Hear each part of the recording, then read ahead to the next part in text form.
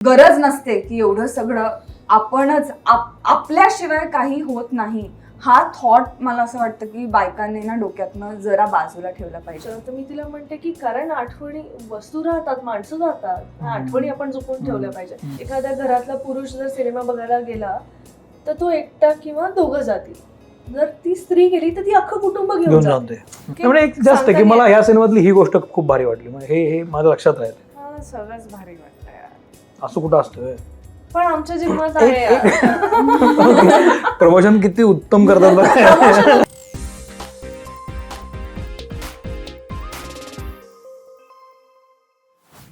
नमस्कार, मी सौमित्र पोटे. मित्र म्हणे लाईमलाईट मध्ये मी तुम्हा सगळ्यांचं स्वागत करतो. आत्ता सध्या लाईमलाईट मध्ये असलेला सिनेमा आहे जिम्मा 2.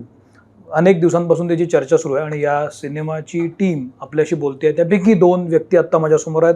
एक आहे शिवानी सुर्वे आणि एक आहे सायली संजीव. दोघी उत्तम अभिनेत्री आहेत आणि या सिनेमामध्ये दिसणार आहेत त्या. तर तुमचं खूप स्वागत. एक औपचारिकता म्हणून पहिला प्रश्न तुला विचारतो मी की जिम्मा आणि जिम्मा 2 अशा आता दुसरा सिनेमा, तर प्रत्येक सिनेमा गणित आपण ग्रो होत असतो ना, की आपल्यात बदल घडत असतात, आपण शहाणे होत असतो. हा सिनेमा करताना तुझ्यामध्ये या मधल्या काळामध्ये काय ग्रोथ झाली, तुला कसं बदललं या सिनेमानं म्हण, किंवा काय दिलं तुला काळानं या? मी एकतर या क्षेत्रात आले त्याच्यानंतर 3 वर्षच झाली होती मला वाटतं, आणि तेव्हा जिम्मा 1 विचारला. त्यामुळे करिअरच्या एवढ्या सुरुवातीच्या टप्प्यातच जिम्मा सारखा सिनेमा आणि एवढा स्टार आपण असलेला सिनेमा माझ्या वाट्याला आला. निर्मिती सावंत यांच्याबरोबर स्क्रीन शेअर करायची, त्याच्यात तर माझ्या आणि तिचे इतके सीन्स होते आणि त्यांचं कॉमेडीचं टायमिंग पकडणं वगैरे, बापरे बापरे. म्हणजे मी माझ्या आयुष्यात मला हे जमणार नाही हे मला कळतंय.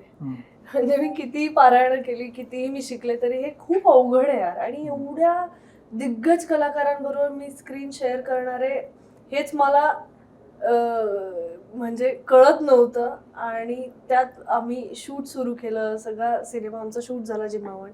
आणि त्यानंतर तेव्हा जिम्मा 1 जेव्हा मला विचारलं तेव्हा विचारण्यापेक्षा सांगितलं असं मी म्हणेन आता, तू करायचं आहे, हा तू करायचा आहेस आणि तू खरी जशी आहेस ना तसं मला जगाला दाखवायचंय, त्याच्यामुळे तूच आहेस ही आणि तुला बघून लिहिलेला हा सिनेमा आहे. आणि असं मला हेमंत सरांनी जेव्हा सांगितलं की कृतिका म्हणजे सायली, सायली म्हणजे कृतिका, त्याच्यामुळे आपल्याला स्वतःला म्हणजे स्वतः जे आहे ते मांडण्यासाठी एखादा जर सिनेमा जवळ येत असेल तर तो का, म्हणजे मी मूर्खच ठरले असते जर मी हा सिनेमा नाकारला असता तर. त्याच्यामुळे तो नाही म्हणण्याचा प्रश्नच नव्हता, कारण तितक्याच हक्काने तो मला विचारला गेला होता. आणि त्यानंतर तेव्हा मी खरंच खूप अल्लड होते. मी चाचपडत होते की कसं काम करायचं आहे, काय जसं मी म्हटलं तसं निर्मिती मावशी बरोबरचे सीन्स ते पण मला कळत नव्हते. तिच्याकडनं मी शिकून शिकून तो सीन केला कसा बसा. आता मला तिचं टायमिंग कळतं असं नाही म्हणणार मी, पण मला निदान अंदाज आहे की कसं होणं. तरी तो अंदाज येतच नाही तिच्या बाबतीत, पण म्हणजे ती कधी काय करेल ना खरंच कळत नाही यार. पण याच्यामध्ये जसं मी तुला विचारलं की पहिला तू केलास, तुला मिळाला आणि ते एक ड्रीम होता असं म्हण, की इतक्या कमी वेळामध्ये तो सिनेमा येणं, तो झाल्यानंतर त्याला यश मिळालं आणि आता तू त्याचा दुसरी पायरी चढते आहेस. हा जो मधला पिरियड आहे याच्यामध्ये कृतिका आणि सायली काय ग्रो झाले? सो कृतिका लिटिल मॅच्युअर झाली आणि माझ्या बाबतीत म्हणशील पर्सनली तर मी खूपच मॅच्युअर नाही म्हणता येणार, खूप जबाबदाऱ्या आल्या. कारण सगळ्यांनाच माहिती आहे जिम्मा 1च्या वेळी माझ्या वडिलांची तब्येत फार बरी नव्हती आणि ते गेले तेव्हा. आणि त्यावेळी एकीकडे मला माहित नाही कसं हँडल करायचं आणि हे मला अजूनही कळत नाही, पण एकीकडे जिम्माला एवढं यश मिळत होतं आणि ते मी साजरं करू शकत नव्हते. सो या कम्प्लिटली 2 वेगळ्या सिच्युएशन. हा, आणि एकीकडे मला त्याचा आनंदही होत होता, पण एकीकडे दुःखही होतं. या दोन्ही गोष्टी ना माझ्या त्यावेळी खूप सायमल्टेनियसली खूप पॅरलल चालू होत्या. आय एम व्हेरी ग्रेटफुल की जिम्माने एवढं यश कमवलं आणि आय एम व्हेरी ग्रेटफुल की ते माझे बाबा, माझ्या वडिलांनी ते ऐकलं तरी तेवढं की हे असं असं घडतंय. सो पर्सनली येस ऑफकोर्स मी खूप ग्रो झाले असं मी म्हणेन आणि डेफिनेटली त्याचा थोडासा अर्क का होईना जिम्मा 2 मध्ये कृतिकाच्या ह्याच्यात उतरला. वा वा. स्ट्रॉंगनेस पण आलाय. शिवानी, तू कम्प्लिटली नव्यानं याच्यामध्ये येतेस. एखाद्या ॲक्ट्रेसला काय वाटत असतं जेव्हा एक सिनेमा हिट झालेला असतो आणि त्याची फ्रँचायझी पुन्हा दुसरा येत असते आणि आपण नव्यानं ॲड होतो त्याच्यामध्ये. मला हे माहिती आहे की तुझं कॅरेक्टर जे आहे ते असं एकदम नवीन नवीन नाही आहे, त्या मुशीतनंच आलेलं आहे. या पूर्वीच्या कॅरेक्टरच्या मुशीतनंच ते नवीन कॅरेक्टर आलं आहे. पण ॲज अन ॲक्ट्रेस जेव्हा नव्यानं आपण ह्या सगळ्या टीममध्ये येत असतो, ते सगळे आपापले सेट झालेले असतात, त्यांचं एक ट्युनिंग झालेलं असतं आणि आपण एकदम नवीन येतो त्याच्यामध्ये. हे जुळवून कसं घेतलंस? झिम्मा भाग 1 पार्ट 1 मला खूप आवडला होता. त्याच्यातले असे काही मोमेंट्स होते ज्या मोमेंट्सशी मी इंडिव्हिज्युअली खूप पर्सनल कनेक्ट केलं. कुठल्या मोमेंट्स होते? ज्यात निर्मितीताई म्हणतात की आई आहे तोपर्यंत वेळ घालव तिच्यासोबत. सो ती एक मोमेंट मला खूप जास्त हिट झाली होती आणि मला ह्या सगळे जे कॅरेक्टर्स आहेत ते इतके जवळचे वाटले होते आणि तेच ह्या सिनेमाचं वैशिष्ट्य आहे की म्हणून हा सिनेमा इतक्या लोकांच्या पसंतीस पडला. आणि मी झिम्मा जेव्हा बघितला होता तेव्हा मी एक फॅन म्हणून बाहेर आले होते झिम्मा 1 बघितल्यानंतर. आणि जेव्हा मी झिम्मा 2च्या सेटवरती पोहोचले तोपर्यंत म्हणजे एक्साइटमेंट वगैरे होतीच की आपलं बाबा म्हणजे ॲज अ ऍक्टर मी काय करू शकते, तर मी माझी वाक्य पाठ करून जाते. बाबा ह्या खूप सिनियर ऍक्टर्स आहेत, बाकी माझ्यामुळे रिटेक ही ह्या एक बेसिक गोष्ट होती. पण जेव्हा आम्ही पहिला सीन शूट केला, मी ऍक्ट्रेस असून मी काम करून मला ह्या सगळ्यांना बघून इतकं स्टारस्टक वाटत होतं की ही जी पात्र आपल्याला आवडली आहेत आणि आज त्याच ऍक्टर्स बरोबर आपण ह्यांच्या सोबत उभे आहोत आणि आपण शूट करतोय, ही माझ्यासाठी खूपच सरियल एक्सपिरियन्स होता. आणि मला माझ्याकडनं कुठेही कोणालाच लेट डाऊन करायचं नव्हतं की जरासं 19-20 झाला. सो माझं कॉन्सन्ट्रेशन पूर्ण हे होतं की आपण जे काय करायचं ते परफेक्ट करायला पाहिजे. वा. पण मी खरंच सांगते शिवानीच्या बाबतीत तिने उत्कृष्ट काम केलंय या सिनेमात आणि ती ना त्या स्टुडंट्स पैकी आहे की असं वाटेल की हिचा काहीच अभ्यास झालेला नाही पण ती सुमडीत अभ्यास करून आलेली आहे. सुमडी मी कोंबडी आहे. अरे आणि मला आता हळूहळू नाही मी खूप त्रास दिलाय हेमंतला, मी खूप त्याला प्रश्न विचारायचे. तिची स्क्रिप्ट भरलेली होती, ती इतकं लिहिलेलं होतं काय काय काय काय आणि लिटरली असं वाटलं नव्हतं कधी. मला खरंच तिच्याकडे बघून असं वाटलं नव्हतं. आय एम सो सॉरी पण आय एम बिंग ऑनेस्ट. पण ती खरंच ते सुमडीत अभ्यास करून पहिला नंबर काढतात ना तशी आहे. पण तुमचं ट्युनिंग जास्त जुळलं का सेटवर एकमेकांबरोबर? पण तुम्हाला पण आता इथं दोघींना बोलवल्यानंतर दोघींचं बरंच काय काय चालू होतं सुमडीमध्ये. सुमडीत नाही आमचं हे जसं जिम्मा कनेक्ट होतो, जसं तू म्हणालीस की मला कॅरेक्टर्स कनेक्ट झाली, सिच्युएशन्स कनेक्ट झाल्या. आजच्या काळामध्ये जिम्मा का कनेक्ट होतो? तर जिम्मा 1 कनेक्ट झाला कारण ते प्रत्येक महिलेचं स्वप्न होतं, फॅन्टसी होती, कारण आपण कोविडमधून बाहेर येत होतो. आता पुन्हा जिम्मा 2 मधून तुम्ही रियुनियन आणताय, पुन्हा सगळ्या महिला एकत्र येतात. आजच्या काळामध्ये हा सिनेमा इतका कनेक्ट का होतो असं वाटतं तुम्हाला? मला म्हणजे जर मी या सिनेमात नसते ना तर मला जे करावं असं वाटतंय कायम आणि जे मला काही कारणांमुळे करता येत नाहीये ते मला समोर बघता येते, म्हणून मी कनेक्ट होत होते बऱ्याचदा. म्हणजे अगदी छोटे छोटे काही पार्टीचे सीन्स असतील किंवा अजून काही ऍडव्हेंचरस गोष्टी असतील, यार मला करायचं यार हे.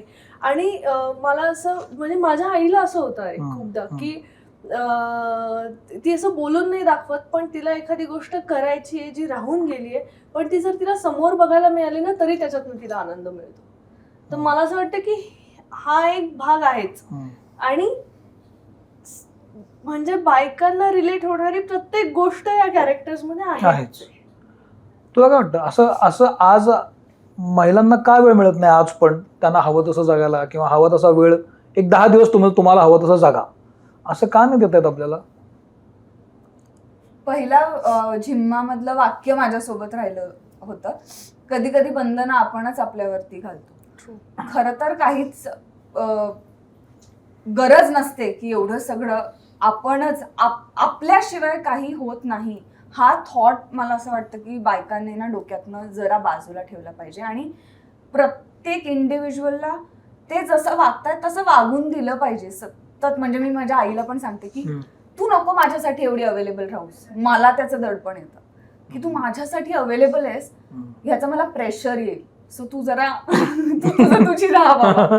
आणि मला तुझ्या आधीच्या प्रश्नाचं उत्तर द्यायचंय की जिम्मा का एवढा रिलेट होतो.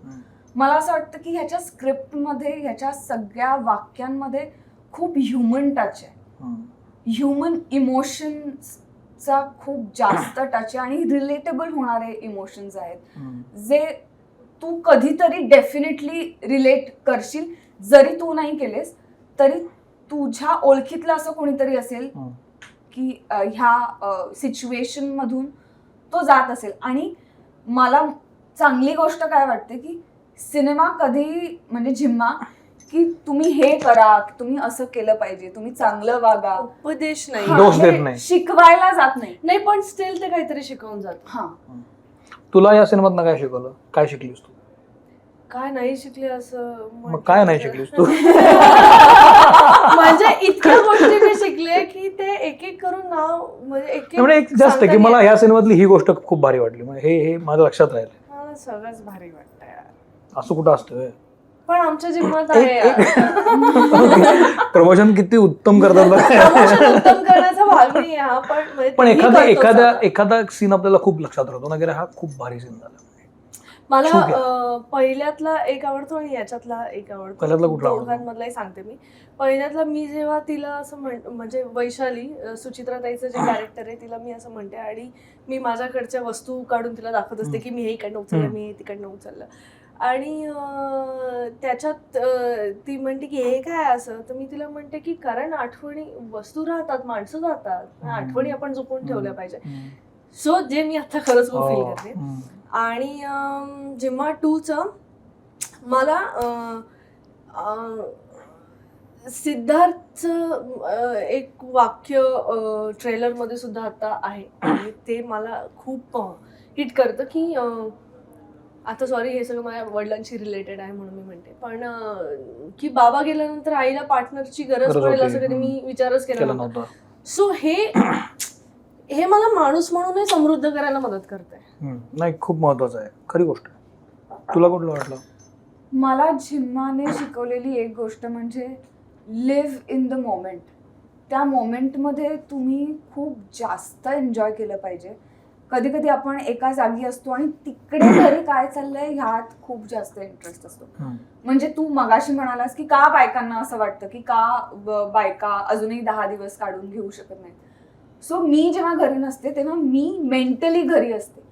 So this is a mental block. So मला ह्या फिल्मने शिकवलं की to live in the moment and enjoy. हे काय विचारतो माहितीये का की जेव्हा सिनेमा मला भेटतो ना, म्हणजे तुला भेटतो तेव्हा तो तुमच्या जगण्यात जवळ जात असतो ना. असं नाही की फक्त मज्जा आणि फक्त एंटरटेनमेंटच चालू आहे.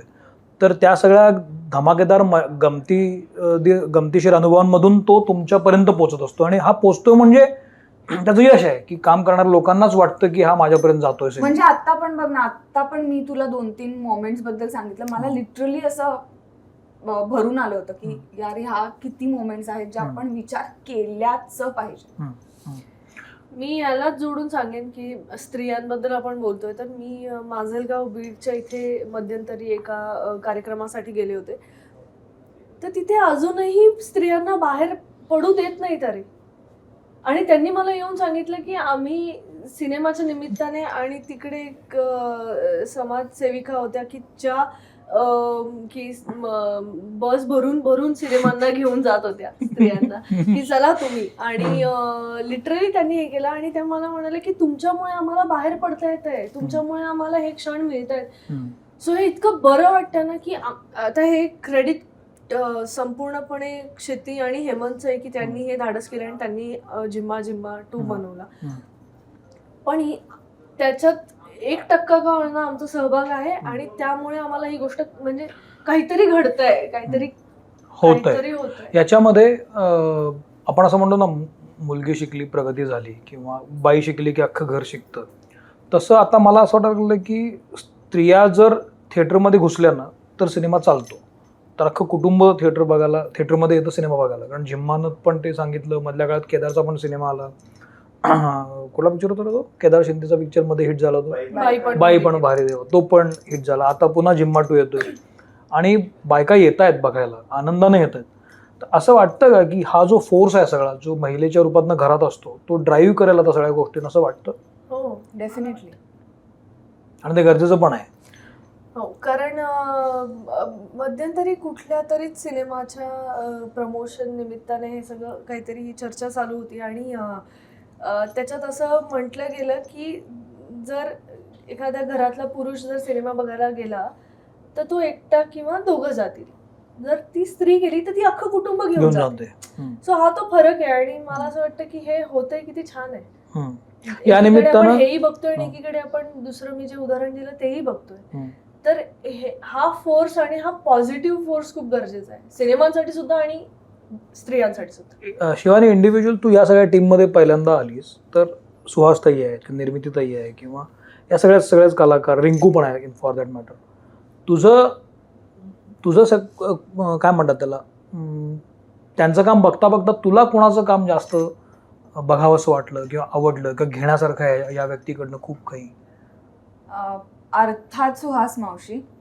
म्हणजे सुहास मावशी मला असं वाटतं की चालतं फिरतं स्कूल आहे. तिला तुम्ही ऑब्झर्व करून तुम्ही इतक्या गोष्टी शिकू शकता ना. म्हणजे कधी कधी मी मुद्दामून माझे सीन्स नसताना तिचे शॉट्स असताना मी सेटवर जायचे की ह्या काय करतायत आणि कसं एवढ्या इझिली करू शकतायत. हा इज आपल्यामध्ये कधी येईल. पण मला असं वाटतं की मी जो काही टाइम घालवलाय सुहास मावशी, निर्मिती ताई, ओ माय गॉड, निर्मिती ताईची तर तुलनाच होऊ शकत नाही. आणि तिचा जो कॉमिक सेन्स आहे सगळंच लाजवाब आहे, उत्तम आहे. दडपण मला जेन्युइनली होतं ह्या 2 कलाकारांबरोबर काम करण्याचं. पण मला असं वाटतं ना की एवढं काम केल्यामुळे इतका अनुभव आहे त्यांच्याकडे की त्यांच्याकडे एक क्वालिटी आहे की खूप इझिली दुसऱ्यांना कम्फर्टेबल करतात त्या दुसऱ्या सीन्स मध्ये. सो मी सुहास मावशीकडनं खूप जास्त शिकले. शेवटचा प्रश्न विचारतो, मग आपण थांबूया. प्रत्येक सिनेमा आपल्याला काहीतरी देत असतो, आपल्याला घडवत असतो आणि आपल्याला अनेक गोष्टी लक्षात राहत असतात. जिम्मा 1 तर येऊन गेला, जिम्मा 2 केल्यानंतर शिवानी तुझ्यामध्ये इंडिव्हिज्युअली काय फरक पडला? तुझ्या अप्रोचमध्ये किंवा तुझ्या विचारांच्या पद्धतीमध्ये काही फरक पडला मुळात, आणि काय पडला? मी ना गोष्टी आधी खूप सिरियसली घ्यायचे, खूप जास्त सिरियसली घ्यायचे. पण आता मी त्याच गोष्टी एवढ्या सिरियसली घेत नाही. आणि मला खूप मी ज्या जागी असते, मी तिकडे फिजिकली जरी असले तरी मी मेंटली त्या जागी कधीच नसते. मी मेंटली माझ्या घरी असते, माझी आई काय करते, माझी लहान बहीण वेळेवर घरी पोहोचली की नाही, इथे सगळं डोकं असतं. सो मी ह्या सिनेमामुळे मी जिथे आहे तिथेच फिजिकली आणि मेंटली राहायला आता ती इथंच आहे. ओके, किती महत्वाचं आहे. पण आणि असा बदल जर एका सिनेमानं होत असेल तर किती सुंदर आहे. या मीडियमची किती ताकद आहे मोठी. तुझ्यामध्ये काय ॲज अन ॲक्ट्रेस फरक पडला या जिम्माच्या सगळ्या प्रोसेसमुळे? मला वाटतं की आपलं कामाप्रतीचं पॅशन आणि डेडिकेशन. कारण मी काम करत होते, पण या लोकांकडे बघून आणि हे ज्या पॅशनेटली आणि ज्या डेडिकेशनने काम करत होते ना, मला सतत वाटायला लागलं की मी कमी पडते. नाही, एवढं पॅशन आपल्यात असायला हवं. सो ती जी भूक आहे ना काम करण्याची आणि चांगलं काम करण्याची, सो ती सतत मला यांच्या सगळ्यांच्या नजरेत होती. म्हणजे हेमंत सरांपासून, क्षितीपासून सगळ्यांच्या. तो दिग्दर्शक असला तरी त्याच्या डोळ्यात दिसत होतं की त्याला चांगलंच करायचंय. आणि ते जे डेडिकेशन, प्रामाणिकपणा आणि ते पॅशन आहे ना, ते कुठेतरी कमी पडत होतं माझ्यात, असं मला वाटत होतं आतापर्यंत. आणि आता यापुढे नाही पडणार ते, याची मी काळजी घेईन. वा, ओके. सायली आणि शिवानी, तुम्ही दोघे आवर्जून मित्रमंडळ लाईमलाईटमध्ये आलात आणि जिम्मा 2 बद्दल तुमच्या मनातल्या अनेक गोष्टी सांगितल्या, त्याबद्दल तुमचे खरंच आभार. मला वाटतं की एक सिनेमा जेव्हा तुम्हाला भिडतो तेव्हा तो तुमच्या जगण्याजवळ जात असतो आणि तेव्हाच तुमच्यात बदल होण्याची शक्यता निर्माण होते, चांगला बदल. तर झिम्मा 2 हे त्याचं उत्तम उदाहरण असू शकेल, कारण या दोघी त्याबद्दल बोलल्या आणि त्यांनी आपल्याला त्यांचे अनुभव सांगितले. तर तुम्ही सिनेमा जरूर पहा. तुमच्या प्रियजनांना, आई, आजी, मावशी यांनाही घेऊन जा आणि सिनेमा पहा. थिएटरमध्ये जाऊन पहा. हा सिनेमा 24 तारखेला येतो, राईट? 24 नोव्हेंबरला सिनेमा येतोय. तर जरूर पहा आणि एन्जॉय करा सिनेमा. तुम्ही दोघे आलात मित्रमणे लाईमलाईटमध्ये, मला खूप बरं वाटलं. Thank you very much. Thank you so much.